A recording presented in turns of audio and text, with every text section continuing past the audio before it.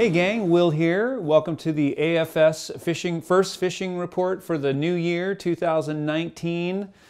Wow, amazing. We're in the second week, heading into the second week here, and there's some stuff to talk about for sure. So we're gonna hop right into it with steelhead because that's still where we're at for sure.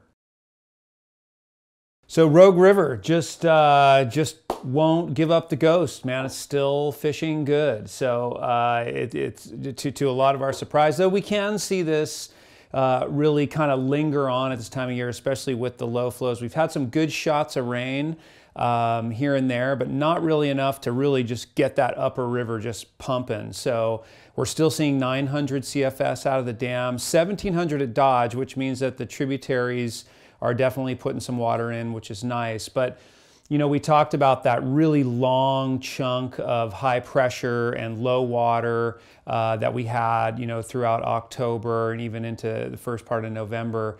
And I just think that that takes such a toll on the fish's migration and the way they move. So, you know, we're still seeing fish and, you know, coming up into the upper river and they're in great shape. They're really good looking fish. And I think that they're just these late summer fish. We get excited about the potential for seeing winter fish this time of year. But most of us here think that these are really late summer fish. These late summers tend to be on the larger side of the summer run. So we're seeing some nice fish in there. So it's a good time to be out there. There's always a chance, and I always give steelhead the benefit of the doubt, so that, you know, if there's a chance there's a winter fish around, you know, there's always one that's going to lead the pack, but it's pretty unlikely that we've got groups of winter fish up here now. We see the first winter fish typically caught in the Applegate, which is open now, but we will see late summers in there as well. All things considered. So good time to fish, you know, keep after it. That upper stretch from the dam down, you know, all the way down through the Tuvell Park area. Really, this section that we fish a lot is really where we're seeing a lot of the best fishing. Swinging flies, you know, we got very cold water, so it's sink tip time, Skagit heads, low and slow kind of fishing. Decent sized fly. You don't have to go crazy. You can fish a big fly, but that's a good technique for now. And nymphing is just same old. Legs and eggs, legs and small nymphs. It's going to work really well for you, and we've just been seeing that proved out. So don't give up on the upper road quite yet. Still some steelheading to be done up there. Upper Klamath, not hearing a lot about the Upper Klamath right now, but that is very typical for this time of year. So we see lots, more folks from California kind of coming up and making that loop, fishing the Upper Klamath and the Middle Klamath, and just don't get a ton of info there. The handful of people that we do know fishing there are having good success, though, in that upper stretch around I-5.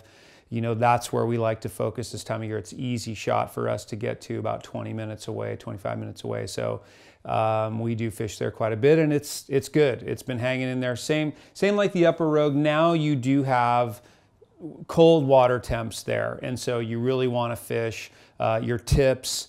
You know, if any fish is going to come to a light tip and a smaller fly right now, it's going to be the Klamath fish. So you can fish that way, but if you've got a deeper run, a deeper holding water, you can run something heavier through there to look for fish at this time.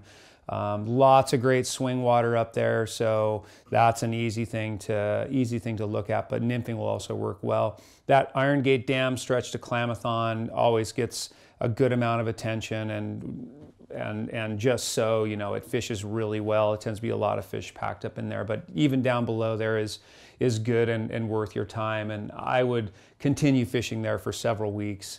That's going to be a good bet. The Upper Klamath would be a good bet for late summer steelhead.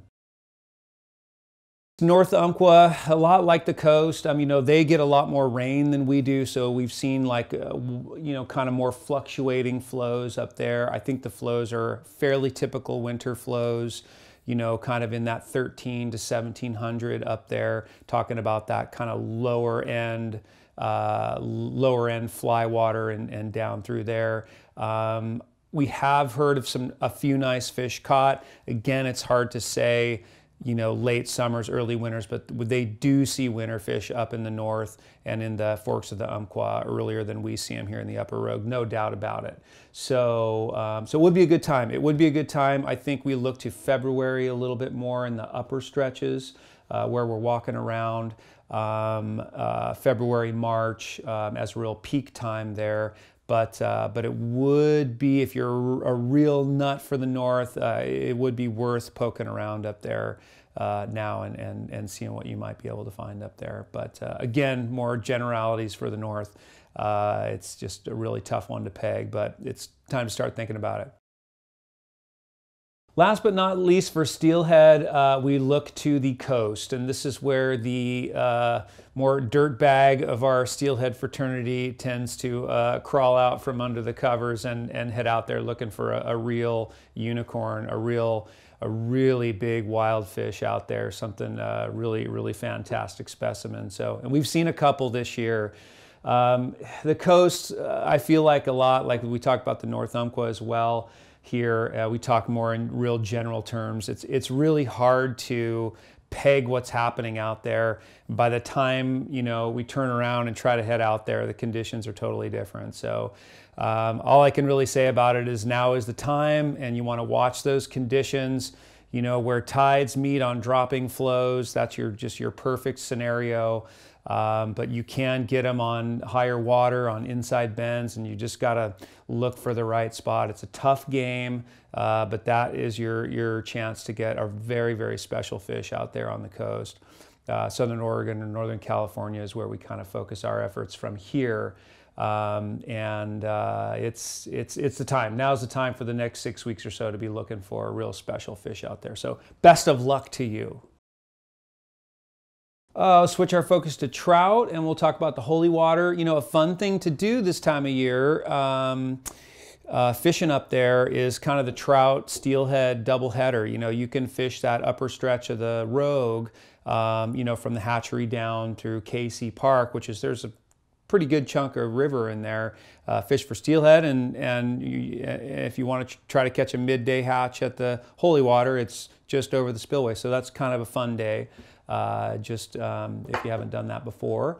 But the holy water, haven't heard much about it, to be honest, but this time of year what we look for are midday hatches, you know, from about 11 to 2. If you get a nice overcast day, which we've actually had quite a few, then you can possibly find some blue-wing olives and midges and stuff working there, and the fish will get on them. The holy water doesn't really have a real density of bug life, so the hatches tend to be sporadic, and that can change year to year. But the fish really do look for them. So if you get even a sporadic hatch midday, you will see some heads popping up, and that can be a lot of fun out there. Flows are super low, so you can really get anywhere you want. You can get out to that little island up there. You can walk around pretty much anywhere. So stalking fish midday, blue-wing olives is a really good bet. Otherwise, swinging standard stuff, you know, different size leeches. We love fish and trout spay up there. It's an absolute blast. It's very effective. So if you're doing that, it's a good time. Vary your sizes on those leeches, vary your spots. You know, where you're fishing, that's a good thing to keep in mind. And fishing nymphs is all right. I've never had great luck doing that, but some people do. But the holy water can be a very good place to fish. It seems really inconsistent in the winter, but you can have great days up there too. So holy water is a very good trout bet for this time of year. Last but not least, the upper Sacramento in Northern California, super fun midwinter fishery. Really a fun place to go on a nice day and just walk around down there. Easy to get around, not a lot of leaves on all the trees and bushes, so it's a real different feel for down there. And it's a nymphing game. It's very tough to find a hatch down there. It's tough to find a hatch in the summertime a lot of times, but it's pretty tough in the winter. Unless you know exactly where to go and have the perfect conditions. That's been my experience, but nymphing can be really good. The fish kind of hold in different places. You're not going to find them in the oxygenated type water. They're going to sit in slower water, troughs, slots, pools, things like that. Sometimes you got to go to a few of them, poke around to a few of them to find, you know, where the fish are actually holding. So that's a pretty fun game too. So you're driving around a bit, looking around for those spots, or walking a good section of river. But that's a really fun day down there. The upper Sac kind of orients north-south, so if it's a sunny day, it gets lots of sun, you know, down below Dunsmuir and in there, which is a stretch that I would like a lot this time of year. It's going to be a little bit warmer water temps. So the upper Sac can be a lot of fun midwinter fishery, and that's, you know, a lot of your standard rubber leg stone, small nymphs, small black nymphs, prince nymphs. That stuff always works well down there. That's what we're doing here at the Ashland Fly Shop. That's where we like to fish this time of year, have the best potential for success, and that's what's going on. So thanks so much for tuning in to the first fishing report of 2019, and let's hope it's a great year. We're looking forward to it, and hope you are too. So thanks for tuning in. Give us a call if you need more detail, and we'll talk to you soon. Thank you.